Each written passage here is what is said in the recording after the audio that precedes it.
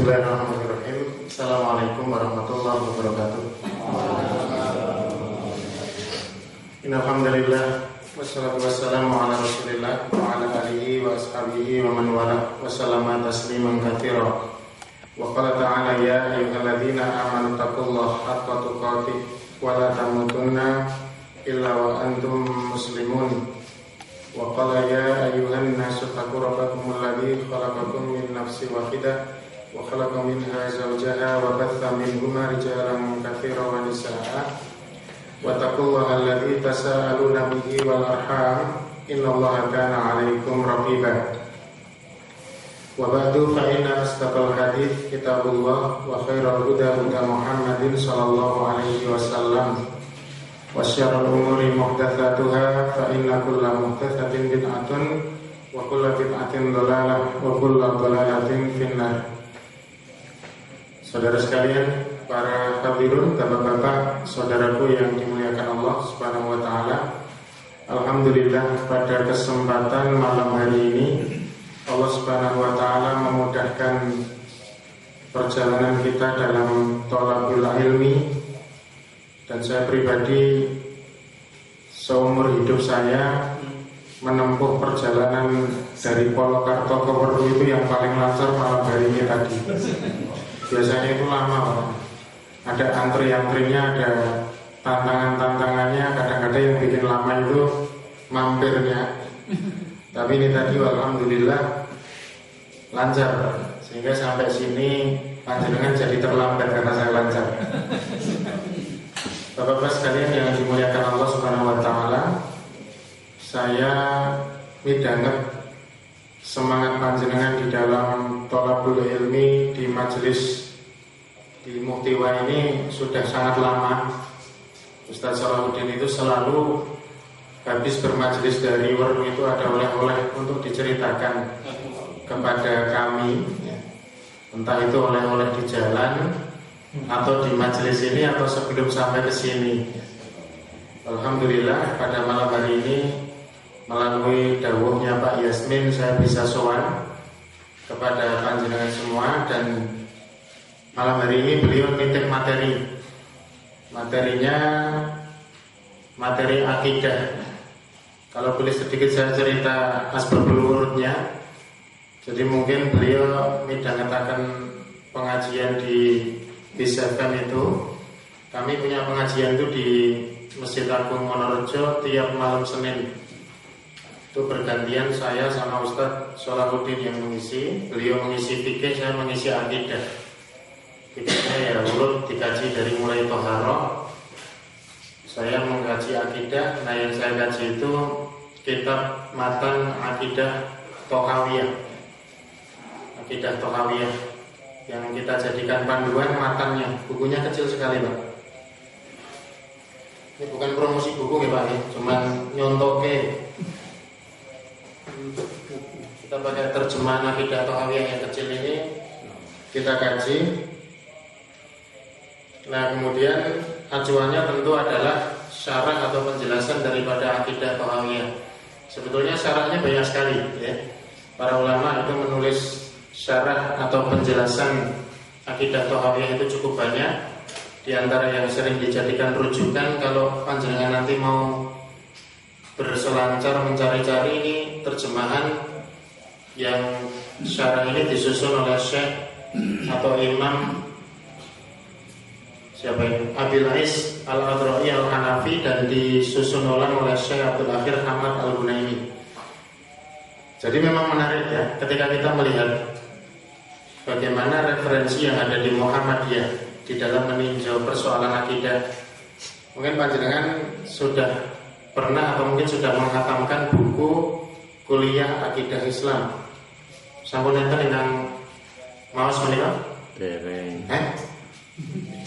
Tenan. Jadi Profesor Yunahar itu sewaktu beliau belum profesor, belum doktor, beliau sekitar tahun berapa ya? Saya lupa itu 90 atau sebelum tahun 2000 itu menulis buku kuliah akidah Islam. Ini diterbitkan oleh LBPI Universitas Muhammadiyah Yogyakarta dan dijadikan acuan mestinya di dalam pengajian-pengajian akidahnya Muhammadiyah, termasuk Korps Mubalek PCM baru harusnya sudah mengkaji itu. Nah, yang menarik, nanti mungkin bisa diakidahkan untuk mengkaji kitab tadi. Bukunya tidak terlalu tebal, tidak setebal ini, tapi muatannya sangat padat. Dan di antara yang beliau rekomendasikan adalah kitab Syarah Aqidah Thahawiyah. Di dalam referensi buku itu yang beliau sarankan untuk kita kaji kembali ya secara lebih detail. Maka saudara sekalian, bapak-bapak yang kami hormati rahimakumullah, tampaknya penting ya buat kita ini untuk mencoba meneliti kembali konsep akidah kita. Sebab ketika saya sowan ke beberapa ranting Muhammadiyah, tidak hanya di cabang Belimbing tempat kami, juga di beberapa cabang itu masih banyak mindset saudara-saudara kita itu kalau bicara akidah itu ya. Waalaikumsalam warahmatullahi wabarakatuh. Kalau bicara akidah itu sifat wajib bagi Allah, sifat jaiz bagi Allah, dan sifat mustahil bagi Allah Subhanahu wa taala. Ya. Jadi akidahnya masih dalam kerangka penyebutan sifat-sifat bagi Allah yang 20 itu.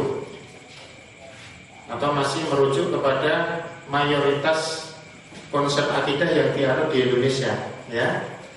Kalau kita bicara Indonesia ini mayoritas kaum muslimin itu masih menganut akidahnya Imam Abu Hasan Al-Asy'ari dan juga Abu Mansur Al-Maturidi yang dikenal dengan Asy'ariyah dan Maturidiyah itu. Mereka biasanya tergabung dalam kelompok Aswaja, Ahlus Sunnah wal Jamaah dalam tanda kutip. Padahal kita Muhammadiyah kan juga di dalam nomenklatur kita kan juga masuknya sebetulnya juga Ahlus Sunnah wal Jamaah, tapi orang disingkat Aswaja. Kalau mereka disingkat Aswaja, ya, karena mereka istilah Aswaja itu mendekati kepada istilah Azwaja. Azwaja artinya apa? Bojone orang mung siji, ya. Nah, Muhammadiyah kan orang wani. Biasanya istri itu paling di sini ada yang istrinya 2. Saya nggak tanya menikahnya berapa kali loh ya. Tapi yang sekarang punya istri 2 ada nggak? Nah, mereka menggunakan istilah itu enak, Aswaja, Ahlus Sunnah wal Jamaah, karena memang rata-rata mereka berani menikah, ya, menikahi 2 istri dalam satu waktu. Nah, makanya nanti kalau kita ngaji akidah itu ya akidah Ahlus Sunnah wal Jamaah versinya Muhammadiyah yang lebih dekat kepada Wahabi kalau mereka bilang, ya. Kalau Prof. Yunahar itu di dalam salah satu ceramah beliau memang menegaskan bahwa kita ini memang merujuk kepada manhaj atau metode pemahaman akidahnya Syekh Muhammad bin Abdul Wahab An-Najdi yang dari Najd, dari Saudi Arabia itu. Jadi nanti kalau kita ngomong-ngomong soal akidah, podo-podo brandnya itu Ahlus Sunnah wal Jamaah memang berbeda dengan saudara-saudara kita Aswaja atau Nahdliyin, beda. Dan itu nggak pernah ada titik temu, ya, tidak pernah ada titik temu. Yang berusaha untuk mempertemukan yang kita merasa kehilangan, yang tadi sudah disampaikan Pak Sarwiji, ya. Kita kehilangan salah satu tokoh nasional yang kita lihat beliau ini paling munsif atau proporsional. Beliau ini orang NU, alumni pesantren Tebu Ireng, bahkan alumni terbaik, tapi mau melanjutkan sekolah di Saudi. Ya rata-rata kalau orang NU itu alergi sekolah di sana. S1 beliau selesaikan di sana, S2 beliau selesaikan di sana, S3-nya beliau di India, di Hyderabad, baru saja beliau selesaikan. Sampai akhirnya kemarin dipanggil sama Allah Subhanahu wa taala. Itu dalam artikel yang mungkin sudah panjenengan kersani di sosial media, kalau di WhatsApp itu banyak disebar itu. Mencari titik temu antara Wahabi dengan Ahlus Sunnah wal Jamaah atau NU. Ini luar biasa ini. Di saat orang-orang NU berkencan dengan pendapat mereka, memegangi apa yang diyakini menurut mereka itu akidah yang benar, akidah Asy'ariyah Maturidiyah. Ini ada tokoh NU, tapi berusaha untuk mencari titik temu karena memang beliau sekolah di tempat yang netral. Dan nanti tentu kajian yang akan kita lakukan malam hari ini sampai jam 11 kita ini. Tadi Rizal cerita sampai jam 11 itu. Kadang sampai rumah itu saya lihat mobil beliau itu 12:30 itu baru nyampe rumah Pak. Ya mungkin sesuai mampir ya. 12:30 sampai rumah. Karena beliau sampai sini jam berapa? 9 atau jam berapa? Setengah 9. Iya, setengah 9 baru rawuh itu. Ya biasanya kita jam ini nggak cetak aja ya, kok enggak? Taruh tengah. Ya, taruh tengah maksimal. Jam 09 malah kan saya usul jam 09. Ya serapa mampir terus. Ya, 1 jam. Ini mulainya kan 8:04. Ya. Malam hari ini karena amanahnya untuk buka akidah Thahawiyah ya. Ini coba saya mau mengangkat satu tema. Nanti kalau panjenengan ingin merujuk lebih dalam atau ingin sedikit, saya nggak bikin slide tapi ini ada beberapa slide yang mungkin bermanfaat, nanti bisa di copy. Masalah ini Pak, besok tanggal 5 Mei itu kan ada libur. Ada tanggal merah 5 Mei, hari Kamis. Liburan apa nih? Ada dua hari raya ya. Satunya Isa Al-Masih diapakan? Dinaikkan. Yang kedua Isra dan Mi'raj.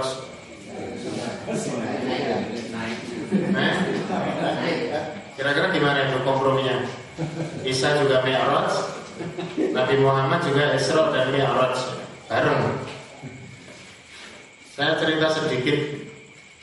Tahun ini tidak terjadi, tapi tahun lalu saya mengalami, dan itu luar biasa. Pengalaman yang luar biasa buat HP saya. Tahun lalu bapak-bapak hampir berapa ya, saya tidak lupa itu. Sempat saya hitung, banyak sekali jamaah-jamaah pengajian dari berbagai tempat itu minta kami untuk isi pengajian. Tahun lalu pengajiannya malam Isra dan Mi'raj. Entah mungkin 22 penelpon atau 22 jamaah. Semuanya mintanya sama. Malam tanggal 27 Rajab. Akhirnya yang saya penuhi juga cuma satu, karena tanggal 27 Rajabnya itu kalender saya cuma satu. Saya sempat gojeki nopo kedah malam 17 to Pak. Oke. Lho nek miturut pemanggih kawula mboten kedah malam 17, mboten kedah malam 17. Nek jenengan mboten iso kula golek liyane. Ya wis karepmu golek liyane. Dan beberapa tahun yang lalu juga demikian. Cuman tahun ini kok gak ada yang nelpon saya sama sekali. Mungkin do kapok.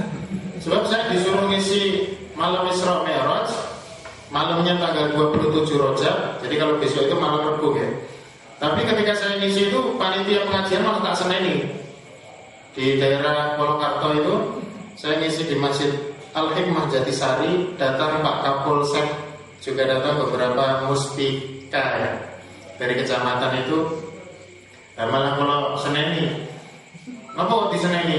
Karena ada kesalahpahaman di kalangan kaum muslimin khususnya di Indonesia ini di dalam melihat Isra dan Mi'raj, terutama nuwun sewu pada sisi waktu ini. Nah, malam hari ini coba kita dudukkan bagaimana konsep akidah kita terhadap peristiwa Isra dan Mi'raj. Mengingat nuwun sewu kalau nanti jenengan sudah pernah midhanget, ya berarti ini tadhkirah, review, mengulang kembali. Tapi kalau belum, memang ini menjadi satu hal yang perlu untuk kita diskusikan bersama. Sugeng rawuh Bapak bisa langsung bergabung.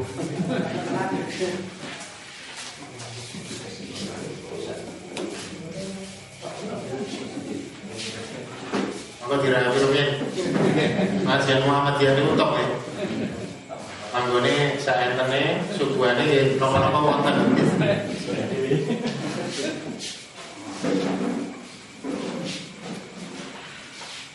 Dan penuh lah, bisa tidak cukup kemarin. Saya bacakan di dalam matan akidah Thahawiyah yang tadi disebutkan ya. Akidah Thahawiyah ini boleh dikata ilmu akidah tertua di dalam hasanah ilmu akidah. Nah, ini jangan patus kitab Turath atau kitab yang klasik tentang masalah akidah itu ya, matan akidah Thahawiyah ini. Saya bacakan kata beliau Imam Abu Ja'far At-Thahawi di dalam akidah Thahawiyah ini, wal mi'raju haqqun wa qad usriya bin Nabi sallallahu alaihi wasallam wa urija bi syakhsihi fil yaqdati ila sama thumma ila haitsu sya'allahu minal ula. Kalau kita artikan secara bahasa wal mi'raj dan peristiwa mi'raj. Mi'raj niki gaduhane kalih Isra. Isra niku maknane miturut bahasa, miturut lugawi berjalan pada waktu malam. Tapi secara istilahi atau terminologi syariat, perjalanan Nabi Shallallahu Alaihi Wasallam dari Masjidil Haram dumugi Masjidil Aqsa bil yaqdha dalam kondisi sadar. Yaqdha niku melek orang ngimpi, ya, boten nglindur. Waqat usriya bin Nabi Sallallahu Alaihi Wasallam, dan Nabi Sallallahu Alaihi Wasallam menika dipun isra'aken. Bahasa usriya ini oleh para ulama difahami bila Rasulullah menika anggenipun melakukan perjalanan itu tidak sendirian, tapi betul-betul memang diperjalankan oleh Allah Subhanahu wa taala. Wa urija bi syakhsihi fil yaqdati ila sama, salajengipun jiwa raga beliau bi syakhsihi ngendikanipun para ulama, ya tubuhnya ini semuanya ikut dimi'rajkan, dinaikkan ke langit. Tsumma ila haitsu sya'allahu minal ula, salajengipun terserah Allah mau dinaikkan sampai ke Sidratul Muntaha. Wa akramahullahu bima syaa, dan Allah Subhanahu wa taala muliakan Rasulullah sallallahu alaihi wasallam sebagaimana yang Allah kehendaki. Wa auha ilaihi ma auha. Jadi kados pangandikanipun Allah di surah An-Najm, ya, ayat 1 sampai 18. Nanti bisa panjenengan baca lagi, dihafal, syukur-syukur. Kemudian beliau Imam Tohawi mengatakan, maka dzabal fuadu ma ra'a, bahwa hati yang mirsani perjalanan itu tidak bisa berdusta. Artinya hati itu akan menyampaikan apa yang dilihatnya. Maka nanti ada kesimpulan bapak-bapak, apakah ada kajian di dalam ilmu akidah di kalangan para ahli teologi, apakah Rasulullah SAW itu mirsani Allah Subhanahu wa taala itu dengan matanya, artinya dengan ru'yah, ya, dengan melihat secara langsung, ru'yatun bil ain, atau melihat dengan cara yang lain. Ini ulama berbeda pendapat, tapi pendapat yang kuat, dan ini harus kita ketahui sebagai orang yang mengkaji akidah, bila Nabi SAW itu melihat dengan hatinya. Aisyah radhiyallahu taala anha pernah beliau duka ketika mengatakan ada orang yang berwacana bahwa Rasulullah itu pernah mirsani Allah secara langsung. Dalam kajian akidah Tohamiyah juga dikaji, apakah melihat Allah itu sesuatu yang memungkinkan untuk kita? Iya, tapi bukan pada saat masih hidup. Nanti, ya, kenikmatan jannah itu yang paling afdal, kita bisa mirsani, panjenengan saged mirsani Allah, saya juga bisa ningali Allah Subhanahu wa taala. Tapi kalau masa hidup seperti Nabi ketika Mi'raj tidak melihat dengan mata. Adapun cahaya yang dilihat oleh Rasulullah itu namanya pun hijab.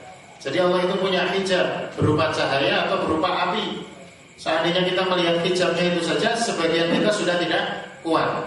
Maka ayat menika ngendika maka dabal fuadu ma ra'a. Hati itu tidak mendustakan apa yang dilihat. Berarti sing mirsani sinten manahipun, ya. Ini penting dalam masalah akidah dan menjadi diskusi yang menarik. Gak tahu kalau di tempat kita gak menarik karena kita gak tertarik saja dengan ilmu, ya. Tapi sebetulnya di tempat-tempat lain itu di kalangan saudara kita aswaja, saya ini ngarani NU aswaja. Ojo NU, ojo Nabiyin, ojo Ikhwanuna, ya, ganti aswaja. Mereka lebih senang diberikan gelar seperti itu.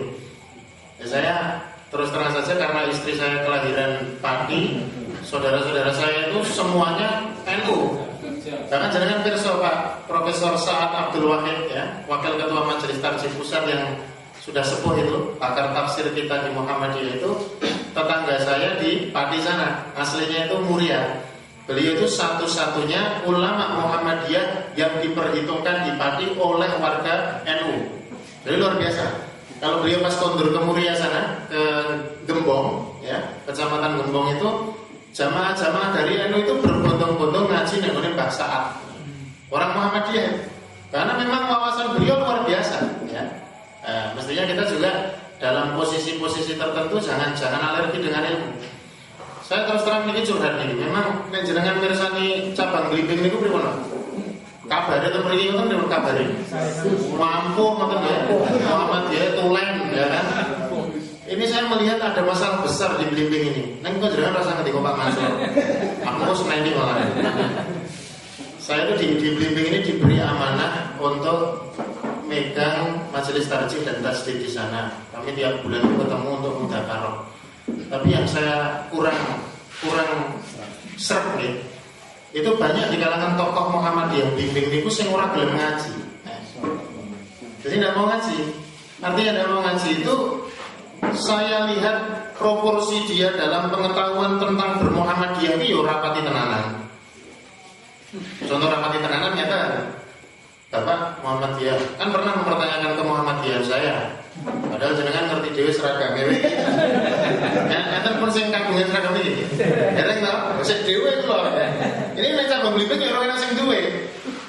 Wong sing aja takut promosi ngeten iki memang. Jadi mempertanyakan ke Muhammadiyah saya lho, ukuran ke Muhammadiyah itu apa, Bapak? Saya bilang Muhammadiyah itu punya banyak produk buku. Saya sebut misalkan dalam bidang hukum Islam yang paling penak kita baca itu Himpunan Putusan Tarjih Muhammadiyah itu. Oke lah, mungkin semuanya punya. Pun maca apa dereng? Yo wis, khatam, Arabe barang nek kuwi urung. Tapi durung kan gitu. Padahal Muhammadiyah itu ketika merumuskan hukum itu juga dalam bahasa Arab, juga dalam bahasa Indonesia. Kulo mboten kok terus mengatakan nek jenengan baca bahasa Indonesianya berarti jenengan tidak benar. Oh tidak, bukan. Persoalannya kadang-kadang ada lafaz-lafaz dalam bahasa Indonesia itu yang tidak bisa kita mengerti secara benar kecuali kita mengetahui bahasa Arab sedikit-sedikit. Terus saya tanya misalkan tanya jawab agama yang sampai jilid 7 itu, ya ora enak sing duwe, ora enak sing maca. Walhasil apa? Ngertine sedulur-sedulur NU misalkan ya, itu membahasakan itu seperti mereka tidak ada kebaikan sama sekali. Nah, ini kan repot ini. Akhirnya nanti yang jatuh justru masalah ta'assub. Alhamdulillah sekarang ada Ustadz Salahuddin Siriza. Panjenengan kalau ngaji fikih sama beliau kan sering beliau membawakan pendapat imam madhab, ya, madhab Syafi'i, madhab Imam Malik, madhabnya Imam Abu Hanifah, madhabnya Imam Ahmad. Niku di sebagian orang Muhammadiyah sing bingung, kayak dianggap bingung. Saya pernah dalam satu pengajian tuh jamaah wis pegang ngaji sama Ustaz Siriza. Oh, Pak Siriza ri ra cetok. Lha cetone piye? Oh, gari hadise piye ge wis ngono kok dadak madhab-madhab. Saya perlu ceritakan, Pak.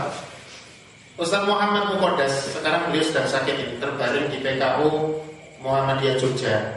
Mau nonton sing dilek? Durung, aku ya durung mau diceritani ya. Tapi kayaknya sudah membaik. Kita tahu beliau kan salah satu ulama di Muhammadiyah ini. Itu pernah menceritakan dulu waktu tahun 85 meniko, ketika kajian tarjih tingkat pusat, itu yang namanya ulama-ulama Muhammadiyah niku yang dibawa. Waalaikumsalam.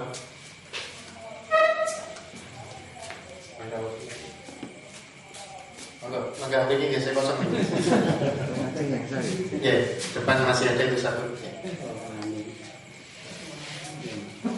Tahun 85 itu ketika kalau dulu sini midangan semangatnya, ketika ngaji tarjih itu di pusat, sing di bawah itu kitab-kitab madhab.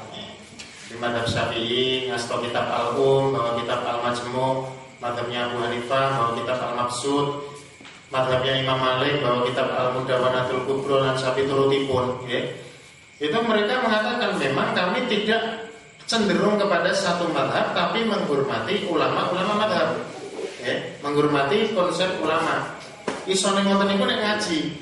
Nah, jenengan di sini sudah komplit, ada kajian tafsir, ada kajian akidah, ada kajian fikih, ada kajian hadis, ya. Masya Allah, ya Ustadznya pengpengan sedaya kecuali sing cuma kelima atau beda, ya. Itu tuh patut disyukuri, Pak. Iso nembusi 4 minggu Ustadznya lo kabeh itu luar biasa loh. Lah saya itu bingung, kader-kader terbaik Blimbing itu ngisi pengajian yang gini-gini, yang Blimbing ratika inggon, ya kan?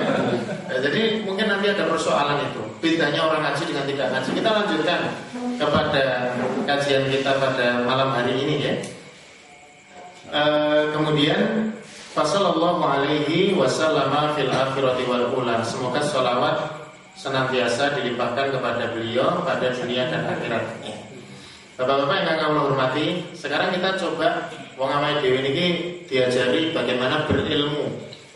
Bagaimana kalau ngomong itu pakai dalil. Ya.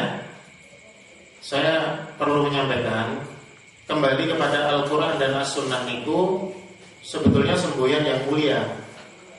Tetapi menjadi satu hal yang keliru nek makna dari kembali kepada Al-Qur'an dan As-Sunnah itu maknane manut pemahamannya dewi-dewi. Itu yang keliru. Ya. Maka Imam Syafi'i itu menjelaskan ar-ruju' ilal kitab wa sunnah, kembali kepada kitab dan sunnah itu ala muradiman. Manut pemanggihipun sinten kan gitu. Ya. Sekarang kita bicara tentang air Zam-Zam. Nah, orang nyindir ini tak cekake. Air Zam-Zam itu ada di antara saudara kita mengatakan air Zam-Zam wis mau banyu putih biasa. Dibanding karo kafur ya, wis apik kafur pamane. Dan sebagainya.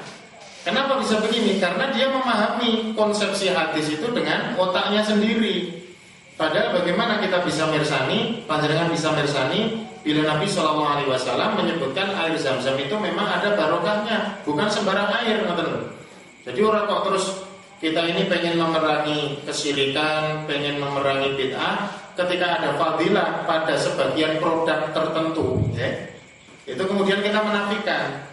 Ada orang ngomong, oh bumi Syam itu jelas lebih mulia daripada bumi Watu Kelir misalkan. Oh ya ora kabeh bumine Allah padha, ya kan? Ada di antara kita ngomong begitu, padahal Al-Qur'an merekomendasi termasuk dalam ayat Isra ini, subhanalladzi asra bi 'abdihi lailan minal masjidil haram ilal masjidil aqsa alladzi barakna haulahu. Tempat yang barakna haulahu, kami berkahi di sekitarnya itu ya bumi Syam. Di samping nanti ada hadis-hadis banyak. Lah kadang-kadang awal dhewe niki memahami sesuatu itu dengan otak kita, katanya kembali kepada Quran dan Sunnah, nang ilmunya tentang Sunnah iya ora oke. Ilmunya tentang Quran juga tidak banyak, ini bahaya.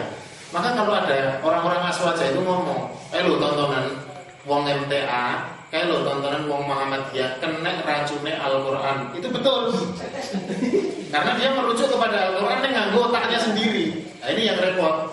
Nanti kalau dalam 10 kriteria aliran sesat ya, yang ditetapkan oleh Majelis Ulama Indonesia, itu juga termasuk menjadi indikator kelompok sesat. Prof. Yunahar pernah menyampaikan pengajian di gedung Dakwah Muhammadiyah di Menteng ya, terkait dengan ini. Jadi nek ngomong babakan Quran, boten nganggo ilmu, itu nanti jatuhnya kita tetap kepada kesesatan. Lupute ora rumangsa bener dhewe, nanti jadinya seperti orang liberal, ya. Jadi menafsirkan Al-Quran pakai otaknya sendiri. Terkait dengan Isra Mi'raj, bapak-bapak, nek sak ngertosi jenengan, nah ini ya, perlu kita diskusi saja malam hari ini soalnya wektune mboten dawa. Mau sak jam atau sak jam setengah. Nek miturut panjenengan Isra dan Mi'raj niku jane kedadosane kapan to? Cobi ada dong mentor kabeh. Rajab yang dikesali. Ya. Satu pendapat memang 27 Rajab ini yang menjadi kebiasaan kita. Ya. Jadi bapak-bapak yang saya hormati, mesti nih kalau kita ini berusaha untuk mengilmui ya, segala sesuatu termasuk pada persoalan akidah yang sangat penting ini. Sebab Mi'raj ipun Nabi SAW, Isra-nya ini persoalan akidah yang memilahkan orang itu ke dalam kelompok mukminin dan musyrikin atau kafirin. Termasuk kapan terjadinya.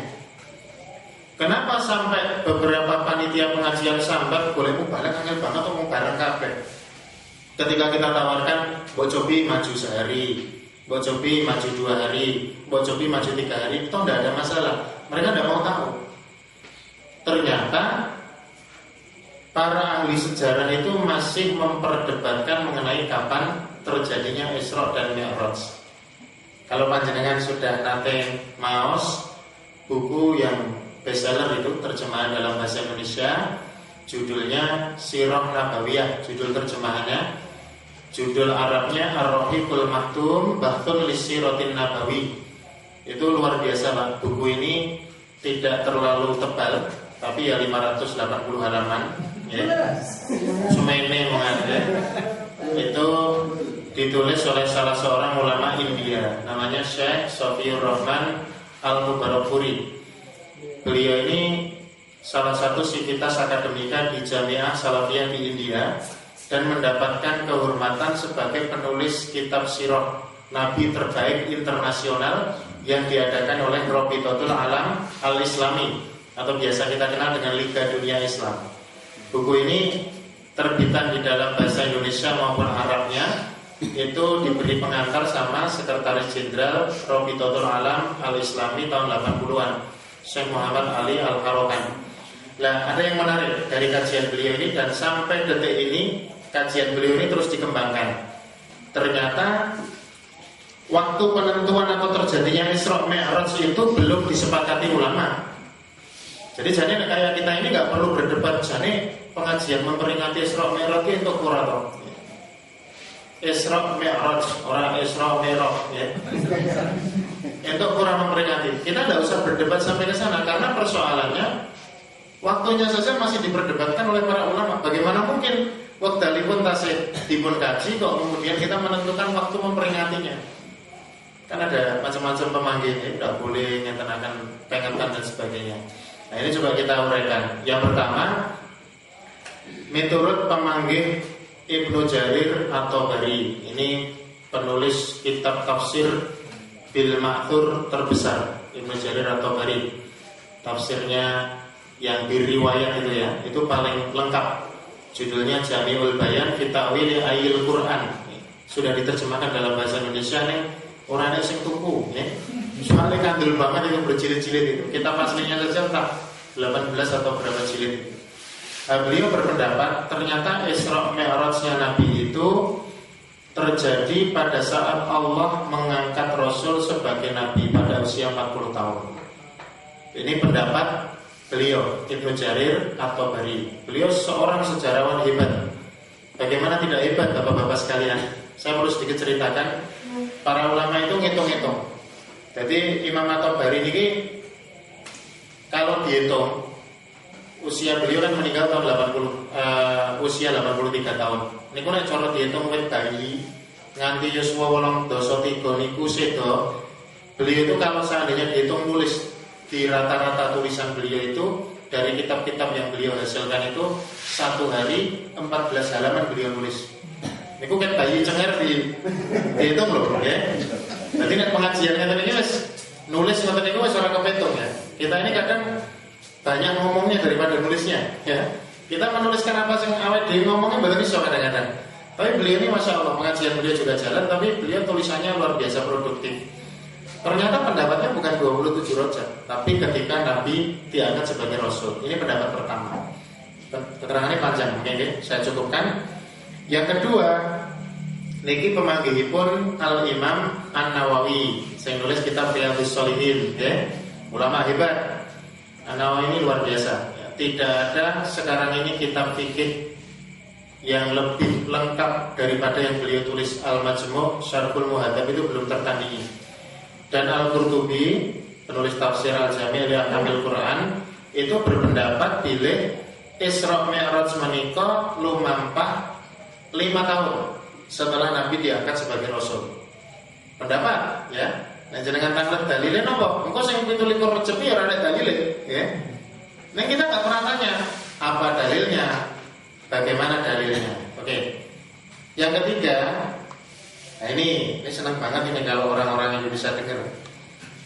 Ternyata ada juga pendapat bilih Isra lan Mi'raj menika lumampah pada tanggal atau pada malam tanggal 27 Rajab tahun ke-10. Nah, ada catatannya 27 Rajab tapi tahun ke-10 setelah kenabian. Jadi setelah Nabi diangkat sebagai Rasul. Niki pemanggihipun ahli falak yang sangat terkenal hidup pada abad ke-12 Hijriah. Sulaiman Al-Mansurpuri ya. Kelahiran India di satu tempat yang namanya Mansurpur. Maka namanya dinisbatkan Mansurpuri. Pendapat ini banyak dipegangi oleh mayoritas masyarakat Indonesia, tapi tidak dunia, Pak. Indonesia. Kemudian yang keempat, nanti kita kasih mana kira-kira yang mendekati kebenaran. atau mana yang dekat dengan kesalahan. Yang keempat, terjadi sekitar 6 bulan sebelum hijrahipun Rasulullah, kira-kira bulan Muharram tahun ke-13 sabibaripun nubuwah. Jadi kira-kira ya usia 53 tahun Rasulullah itu. Kemudian yang kelima, terjadi setahun 2 bulan saat pun hijrahipun Rasul, tepatnya pada bulan Muharram tapi tahun ke-12 setelah nubuwah. Dan yang keenam, terjadi sebelum hijrah setahun, kita Rabiul Awal tahun ke-12 setelah nubuwah. Nah, kita kaji dulu analisa terhadap 6 pendapat tadi. Miturut pemanggihipun Syekh Sofi Rahman Al-Mubarakfuri dalam kitab Ar-Rahiqul Maktum, itu untuk pendapat 1, 2, dan 3 tadi, Pak. 1, 2, dan 3 itu berarti yang putih. Coba kita lihat kembali ya. Saya tadi mau LCD kesupen, enggak normal. Ya, yang pertama ketika diangkat jadi nabi, yang kedua 5 tahun setelah kenabian, kemudian 10 tahun setelah nubuwah ning bulannya Rejab tanggalnya 17.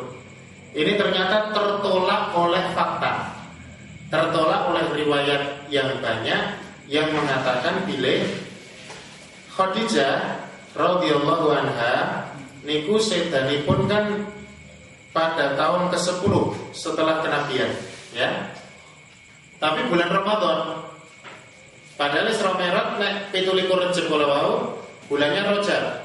Khadijah meninggal bulan Ramadan, 2 bulan setelahnya. Padahal kalau nanti panjenengan pirsani di dalam semua kitab sirah, itu akan kita dapatkan ketika Khadijah niki sedo belum ada perintah sholat 5 waktu. Jadi gimana? Padahal kita tahu ulama sepakat Isra Mi'raj niku dawuh sholat 5 waktu. Bagaimana mungkin 27 Rajab didawuhi sholat 5 waktu, kemudian ketika Ramadan itu belum ada dawuh sholat 5 waktu. Ini persoalan ini, histori namanya. Ya, di dalam ilmu penukilan riwayat ini syarh hadis ini, ya. Maka yang memungkinkan untuk benar itu 3 pendapat terakhir. 12 setelah kenabian, 13 tahun setelah kenabian, bisa bulan Rabiul Awal, bisa bulan Muharram. Neng niku yo ora iso dimestake, sebab tidak ada hadis yang jelas tentang masalah ini. Pramila nur sewu nggih. Sekarang kita sudah punya referensi sendiri, bahkan di Muhammadiyah Pusat pun sudah sering diangkat oleh Prof. Samsul Anwar, oleh Ustadz Syakir Jamaluddin dan lain-lainnya. Pilih ya, wong tanggalnya saja masih diperdebatkan, kenapa kita ribut soal mengadakan acara. Jadi kalau panjenengan nanti dari PCN Meru misalkan mau mengadakan acara terkait dengan Isra Mi'raj, itu dibikin luas saja. Usasi napa jenenge? Suro, ya. Ya pengajian Isra Mi'raj, saksikan atau hadirilah pengajian dalam rangka Isra Mi'raj di Pimpinan Cabang Muhammadiyah Meru. 1 Muharram. Orang akan mencibir karena tidak ngerti, ya. Ilmunya nggak nyampe. Jangan berarti ilmunya wis tekan. Saya pernah mewacanakan ini di Blimbing ya ditolak. Ojo sik. Lah sok kapan ojo sik terus ya. Gemes saya sampai. Ini terkait dengan ini Pak ya. Jadi waktu. Memang ternyata ya 17 niku iso salah iso bener. Nek ora mesti bener. Nek sing luwih bener memang yang setelah Khadijah wafat itu tadi. Jadi menjelang hijrahnya Nabi sallallahu alaihi wasallam.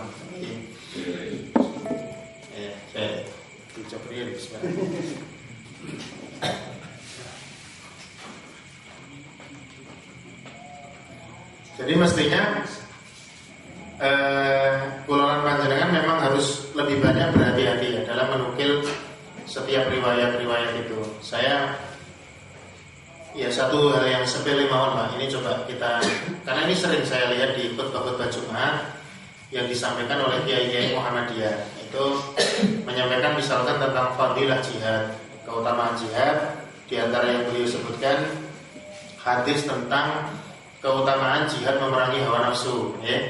Itu kita tidak bicara pada jihad memerangi hawa nafsu niku enten napa mboten. Ada jihadul hawa itu ada, ya. Tetapi ketika seorang itu membawakan hadis bahwa jihad memerangi hawa nafsu itu lebih utama daripada jihad perang, dengan membawakan hadis roja'na minal jihadil asghar ila jihadil akbar ala wa huwa jihadul hawa. Ini persoalan. Kami telah kembali dari jihad yang kecil menuju jihad yang besar. Jihad kecil ini perang Badar. Pada saat mendapatkan kemenangan yang luar biasa, dapat ghanimah banyak, kemudian kita menuju kepada jihad yang lebih besar, yaitu jihad memerangi hawa nafsu. Ini masyarakat nanti menerimanya jadi beda. Satu, karena kita seakan-akan itu hadis, maka akhirnya yang banyak beredar di masyarakat kita, ya bahwa kita sekarang tidak dalam kondisi perang itu soal situasi saja. Belum tentu 2018 kita damai seperti ini. Kalau betul ya, kalau betul analisa revolusi Syiah itu terjadi, karena memang proyek mereka jelas 2018, 19 dan 20. Kalau lewat 20 berarti mereka sudah gagal itu. Syiahisasi itu gagal. Karena sekarang kelompok usuliyah, ya, kelompok usuliyah yang sekarang ini ada di tangannya Jalaluddin Rahmat, dan kelompok Akhbariyah yang di tangan mantan istri Emilia Renita itu sama-sama dua-duanya berjuang. Sing usuliyah lewat birokrasi, sing Akhbariyah lewat tekanan-tekanan yang sifatnya memang frontal, ya, melalui media massa atau melalui fisik. Nah, kembali ke tadi, ternyata hadis itu di mana-mana populer. Saya pernah, ya bukan menegur ya, saya tabayun kepada salah seorang ustaz yang membawakan hadis itu. Panjenengan melihat itu hadis dari mana, Ustaz? Ya pokoknya itu ada dalam buku, dalam kitab. Kitab apa? Dia tunjukkan itu. Bukunya judulnya kalau tidak salah Hadis Qudsi atau apa-apa. Itu penerbit Diponegoro Bandung itu Pak, buku lama. Ya, tulisannya Kiai Haji Dahlan apa siapa itu, orang-orang Persis itu. Nah itu kan ada itu. Oh di situ ternyata dirujuk di situ. Beliau tidak merujuk kepada kitab-kitab hadis, tetapi hanya disebut al-hadis. Nah mungkin jangan tulisan itu. Apakah itu hadis atau bukan bisa dicek. Apalagi sekarang kan aplikasi hadis sudah banyak. Ternyata setelah dicek, kata-kata raja'na minal jihadil asghar ila jihadil akbar, kami kembali dari jihad yang kecil menuju jihad yang besar, yaitu jihad memerangi hawa nafsu, itu didapati pada dua tempat dalam kitab yang memang terkenal. Kitabnya Imam Al-Ghazali, Ihya Ulumuddin. Satu tempat di juz yang pertama, yang kitab aslinya itu yang ada di perpustakaan kami.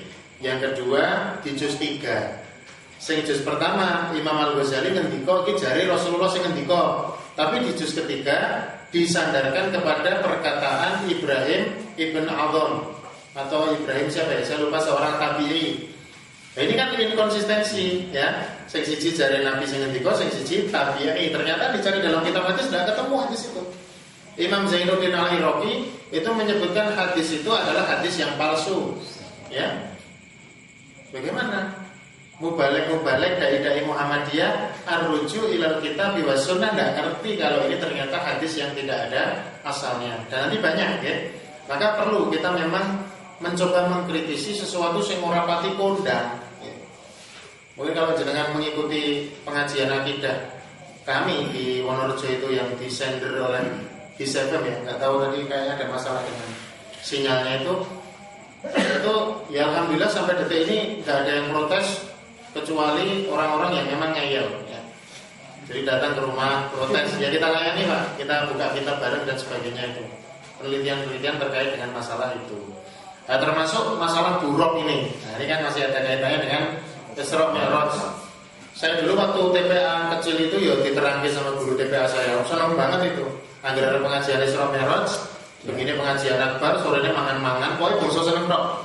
Dan itu diceritani memang. Ya. Di antara cerita yang masih terngiang dalam benak saya, burung itu mereka menggambarkan itu seperti burung. Kira-kira ya, burung itu burung betul ya. Ya. Tapi sebetulnya bagaimana? Ya. Perlu kita cek di dalam riwayat-riwayat tentang Isra Mi'raj. Al-Buraq itu dalam bahasa Arab al-buraq ya, alif lam ba ra alif qaf, pakai qaf, buraq. Termasuk binatang wahid ya. Jadi suruh digoleki sakniki, kowe ngingu apa nek Sugemen ngingu buraq. Itu enggak ada ya. Enggak ketemu. Enggak ada, ini hanya ada pada masa Rasulullah SAW ya. Nah, sekarang bentuk dan sifat buraq itu awal dhewe jane niate sederhana, menceritakan kepada anak supaya anak itu tertarik dengan peristiwa Isra dan Mi'raj. Tapi sayangnya imajinasi kita masuk ke dalam cerita-cerita itu. Padahal itu perkara yang gaib, tidak boleh. Ya. Jangan sing ngantuk lho iki. Ya, kok diganjel ngantuk ya. Memang kadang begitu Pak, pengajian itu kalau rumahnya kurang jauh itu malah cepat ngantuk ya. Padahal jadi kuala ya, sing mek itu ngantuk wis dhewe. Nah saya bojekan mawon. Ojo nesu terus malah sedang ngantuk. Ya, satu. Kata para ulama ini, nanti kita lihat hadisnya apa betul. Bentuknya seperti binatang tunggangan. Ini yang betul. Buruk itu kayak binatang tunggangan. Kalau dilihat ukurannya itu lebih tinggi dari keledai himar dan lebih pendek dari bawal atau bigol. Bigol itu peranakan kuda sama keledai. Nah, keledai itu agak pendek-pendek itu, nah bawal agak tinggi gagah itu. Lah, buruk itu antara itu. Kemudian warnanya putih. Kemudian langkah kakinya itu sejauh mata memandang. Nah, ini yang bikin cepat perjalanannya itu. Kemudian karena dia ini binatang tunggangan, dia bisa diikatkan kepada tiang. Nah ini kita tahu ini ternyata juga dari riwayat-riwayat. Tadi saya coba buka-buka di dalam hadis-hadis itu. Yang pertama, umpaminipun hadis dari Malik ibn Sa'sa'a radhiyallahu anhu, bila Nabi SAW menikah menceritakan Isra Mi'raj. Cuplikan kisahnya itu antara lain, wa utitu bidabatin abiyah. Saya diberi dabah itu hewan tunggangan abiyah, warnanya putih. Ya, berarti warnanya putih. Sing rada kreatif itu ya digambar dadaan ya. Jadi sing diceritakan digambar. Gambar apa Mas? Buruk. Warnanya putih. Dunal bawal wa fawqal himar. Dia lebih pendek daripada bawal, tapi lebih tinggi daripada himar. Al-buruk, yaitu namanya buruk. Jadi buruk ini bahasa hadis, ya. Bahasa hadis. Ini ada dalam riwayat Imam Bukhari. Nanti bisa dicek dalam Sahihul Bukhari. Kemudian yang kedua, hadis dari Malik. Rasulullah SAW juga bersabda, Malik ibn Sa'sa'a, "Tsumma utitu bidabatin abyad yuqalu lahul buraq fawqal himar wa dunal bawal yaqa'u khutwatuhu inda aqsa tarfihi." Jadi ternyata kita di warnanya putih, namanya buraq, lebih pendek dari bawal, lebih tinggi dari himar. Maka Rasul menceritakan, yaqa'u khutwuhu inda aqsa tarfi. Langkahnya itu sepanjang matanya memandang. Disebut banget ya, kita nggak bisa bayangkan itu. Jatuh mentok ya. Nah, misalkan kita melihat Gunung Lawu, puncaknya di tekan gunung, sekali melangkah ibarat begitu. Ini riwayat Imam Ahmad, Muslim dan yang lainnya. Hadisnya sahih. Kemudian, Nabi juga cerita, sasamune pun Nabi dumugi di dalam Masjidil Aqsa, beliau SAW mengikat buruknya di tempat yang biasa digunakan para nabi untuk mengikat tunggangannya. Beliau mengatakan, "Farabatuhu bil halaqatil lati yarbitu bihil anbiya." Maka saya ikatkan buruk itu kepada tiang-tiang yang biasa dipakai mengikat tunggangannya oleh para nabi.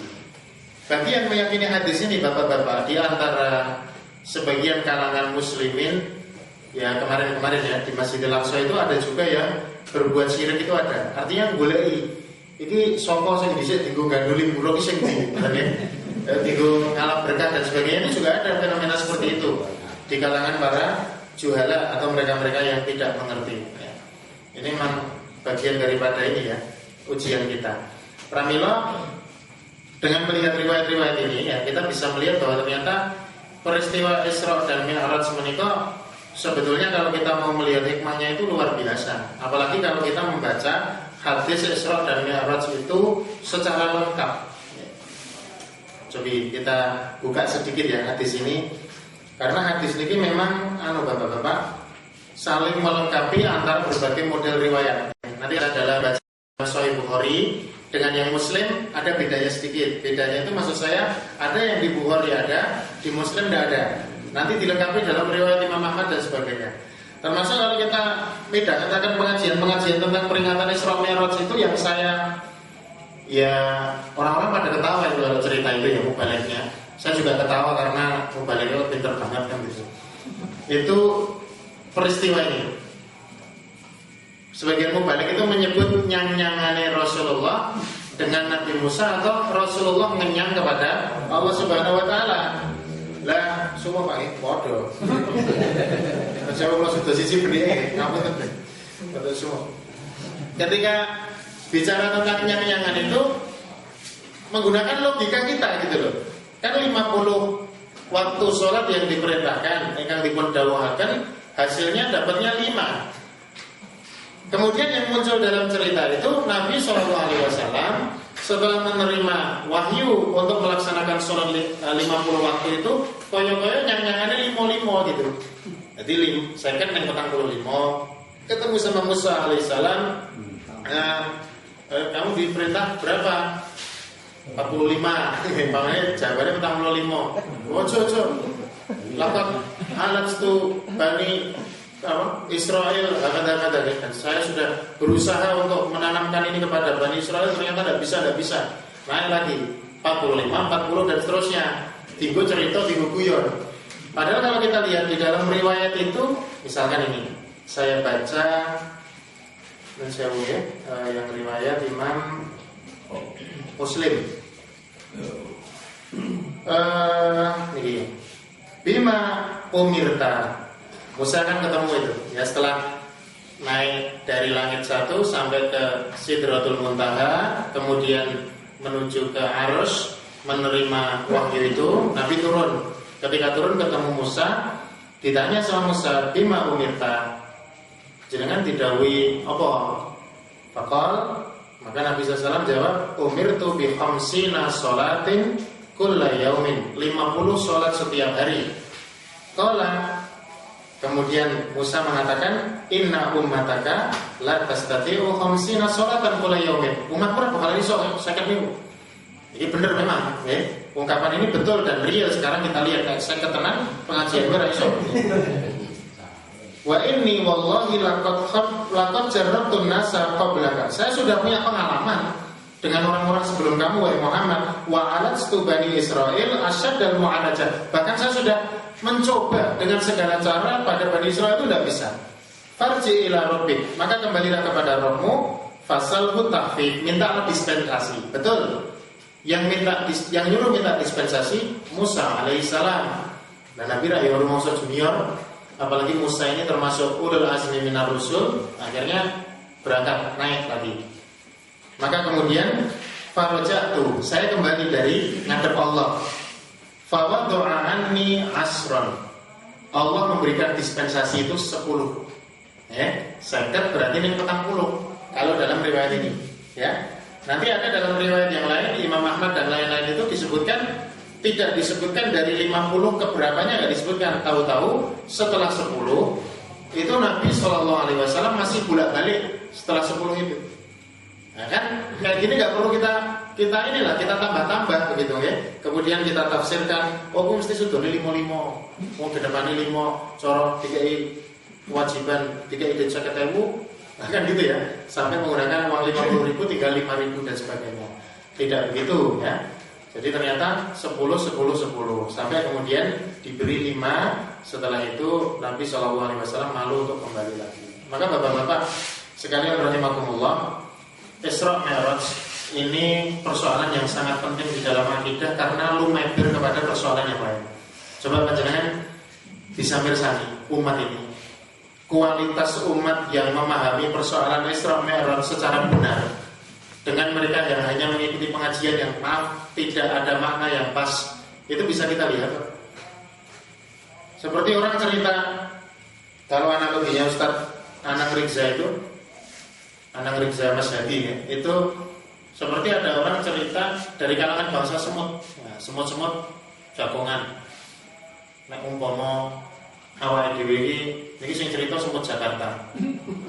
Umpama awake dhewe iki iso lunga ning Surabaya ngono kira-kira iso ora? Lah iki ora mungkin. Wong dhewe iki reposo banget mlaku. Aja nek Jakarta Surabaya, metu saka Jakarta wis kebanjiran kira-kira dia mati nanti. Ini semut ini ngomong-ngomong begitu. Mereka menggunakan logika semut. Tapi ternyata kalau semut itu ngomong pakai logika makhluk di atasnya, yaitu manusia, sesuatu yang tidak mungkin itu bisa jadi sangat mungkin. Akhirnya ada semut yang tinggal di Ragunan, Jakarta Selatan ra trimo. Mosok ra iso. Aku tak buktekne. Akhirnya semut niki nangkring ning nggon rambutan kagungane wong Ragunan. Sing rambutan niku arep digawa lunga ning Surabaya numpak pesawat. Delik ning nggon rambut-rambut niku. Akhirnya dia naik pesawat. Dalam waktu singkat 1 jam sudah sampai ke Bandara Juanda Surabaya. Dia turun di sana semut ini. Sampai di Juanda Surabaya, semut ini keluar aku teko waru. Sampai di waru cerita, "Wih, aku ini semut Ragunan." Gedebus kan gitu. Karena dia menggunakan logika makhluk yang setara, ya. Kita manusia ngomong dengan logika manusia. Padahal logika yang mantiknya Allah Subhanahu wa taala, logikanya Allah ini lebih daripada sekedar logika manusia dengan semut. Ora mungkin, ya. Tidak mungkin. Hikmahnya apa? Ketika Isra itu dari Masjidil Haram mestinya ajeng nampi wahyu. Sholat 5 waktu dan ketemu sama nabi-nabi itu tidak usah dihampir ke Masjidil Aqsa, itu bisa.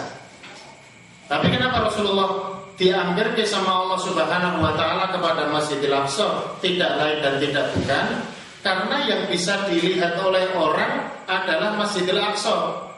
Nah, mestinya semut ini ya iso cerita kudune ya. Ketika dia berjalan dari Bandara Soekarno-Hatta sampai ke Bandara Juanda, mestinya iso membawakan bukti-bukti yang bisa dipahami oleh bangsa semut. Seperti Rasulullah ketika bercerita sampai di Masjidil Aqsa, nek langsung neng langit, Rasul tidak bisa cerita apapun. Karena mampir dulu ke Masjidil Aqsa, orang ngerti Masjidil Aqsa itu ngerti.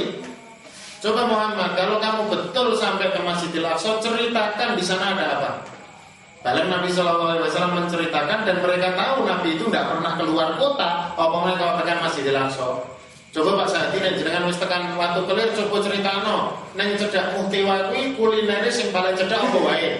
Oh, bubur kacang hijau, enten apa-apa macam-macam. Nah, orang jadi percaya. Karena apalagi zaman semonten tidak ada sosial media dan sebagainya. Jadi Bapak-bapak sekalian, rahimakumullah, kembali ya, ternyata persoalan akidah itu sangat-sangat luas, sangat-sangat luas. Sementara sekarang ini sebagian kaum muslimin itu justru disibukkan dengan persoalan-persoalan yang tidak begitu penting mengalahkan kepentingan akidah ini. Coba sekarang anak-anak muda kita sing do semangat sinau, senang baca itu teralih kesenangannya dalam mengkaji persoalan akidah kepada ilmu-ilmu yang oleh para ulama masih perlu dikaji lagi pentingnya itu apa. Seperti ilmu filsafat, ya, ilmu mantik, ilmu kalam, itu banyak sisi-sisi positifnya kalau kita ngerti bagus. Tapi pada tingkat-tingkat dasar kayak kita ini, saya kira kita terlalu banyak membuang waktu. Ya, kalau pada persoalan akidah saja kita masih banyak tidak mengetahui. Katanya pondok itu toh. Karena yang akumulasi pekan pertama, kedua, ketiga, keempat ya. Kelimanya jadi tinggal ngantuk. Mungkin ini kalau 1 jam ini ya sudah 1 jam. Nanti mungkin biasanya ribut nganggo jagongan bareng atau biasanya? Oke, jagongan mau bareng ya. Nah, mungkin ini yang bisa kami sampaikan yang paling terkait dengan 1 poin di dalam kitab Aqidah atau Hawiyah tadi, masalah Isra dan Mi'raj ya. Jadi yang terkait dengan waktunya, monggo kita toleran. Toleran itu manfaatnya banyak ya, sehingga dakwah di masyarakat itu tidak hanya terkungkung pada 1 hari saja, tapi bisa pada hari-hari yang lain yang ternyata sangat luas. Assalamualaikum warahmatullahi wabarakatuh.